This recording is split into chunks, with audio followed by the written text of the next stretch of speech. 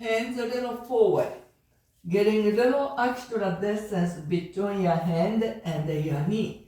We're gonna go to big figure 8. Make it a long and wide figure 8. If your wrist is a problem, you can do this thing with your elbow.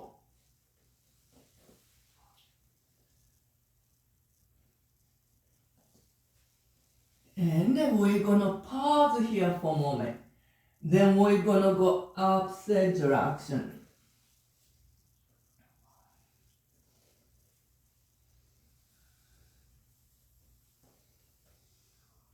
And then we're gonna pause here for a moment. I'm gonna bring my shoulder up to join the paw. And bring your hands back right under your shoulder. Going for the sunbird, some people call bird dog. Yeah, so I'm gonna look this way. And we're gonna start from left leg. Left foot, start stretch onto your back. And with the inhale, bring it up to about hip high. Hold there to exhale. And we're gonna move your right hand forward. With the inhale, bring it up to shoulder high and exhale.